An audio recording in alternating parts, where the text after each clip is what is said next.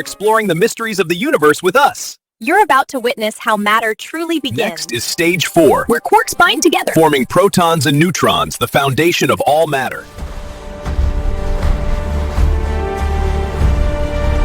Today, we are going way, way back. I mean, back to the very first moments of existence, to tell the absolutely incredible story of how the first stable pieces of our universe were forged from pure, total chaos. It's a pretty deep question, right? Before there were stars, before planets, before even the simplest little atoms, where did the raw material that makes up everything, you, me, all of it, actually come from? Well, the answer is way more dramatic than you might think. And we're not talking millions or even thousands of years after the Big Bang. No. We're talking about the very first microseconds on the cosmic clock. That's a time so fleeting, so extreme, it's honestly hard to even wrap your head around it. So, in this infant universe, there was no structure. There were no rules. It was just this searing, frantic state of pure potential. This was the era of the quark-gluon plasma, pretty much the first state of matter our cosmos ever knew. So what in the world is a quark-gluon plasma? Okay, imagine a soup hotter than the core of 1,000 suns. It's this wild, turbulent sea where the most fundamental particles we know, quarks and the gluons that bind them, are just totally free, zipping around in a state of complete and utter chaos. The energy here was just immense, so immense that nothing, and I mean nothing, could hold together. Quarks, which are the fundamental building blocks of matter, were just roaming free, mixing it up in this vibrant, high-speed dance. And the gluons, the particles that carry the strong force, you can think of them as the universe's superglue. But at this stage, it was just too hot. The glue just couldn't stick. But you know, a chaotic state like that can't last forever. Something was about to give. A fundamental force of nature was just waiting in the wings for its moment to take control and bring some order to all that madness. And this is the real kicker.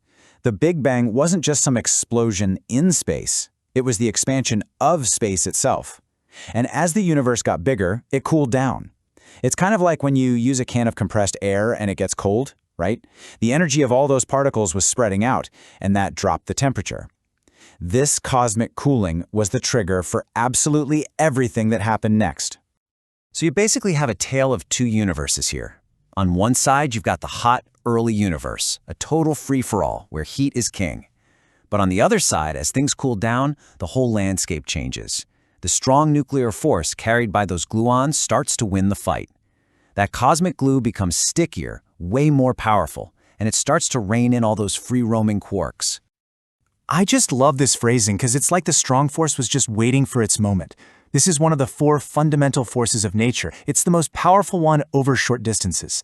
And as the universe cooled, this wasn't just some passive thing. The strong force was actively, asserting its dominance, grabbing hold of the chaos and starting to weave the very fabric of stable matter.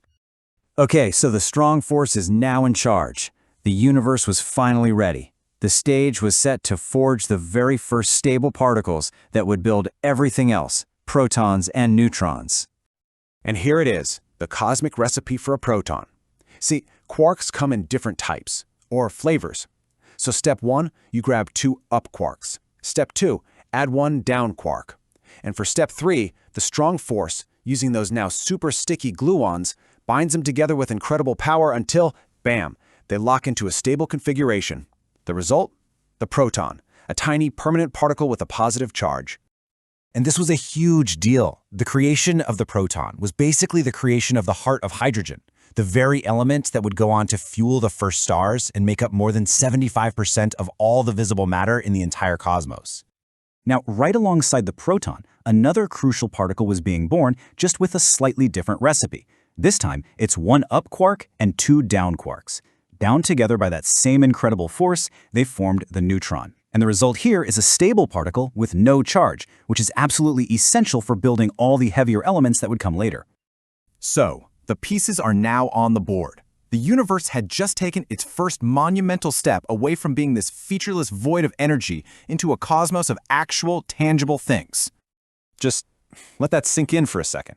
This entire transformation from a wild, turbulent plasma to a sea of stable building blocks happened in about 1 microsecond. That's 1/1,000,000th of a second. An entire cosmic revolution happened before the universe was even 1 second old. It's just mind-bending. And this wasn't just happening in one little corner. Across the entire vast expanse of the infant cosmos, this process was repeating on an unimaginable scale. Billions upon billions of protons and neutrons were forged almost at the same time, flooding the young universe with the raw material of matter. So the new cosmic landscape was just fundamentally different. The chaos was gone. In its place was this vast, expanding field of stable particles. The raw materials were finally ready. The foundation for atoms, for stars, for entire galaxies, it had finally been laid. And that's really the bottom line, isn't it? This brief, violent, unbelievably creative moment wasn't just some phase the universe went through.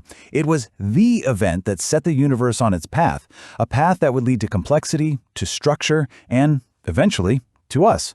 It really did forever alter the destiny of the cosmos. So with these fundamental building blocks of matter now scattered all across the cosmos, the greatest construction project in history was about to begin. The foundation was laid. The big question now was, what would the universe build next? Thank you for watching Stage 4 with us. You've just seen how the building blocks of matter were formed. Next is Stage 5, Nuclear High Synthesis and against listen.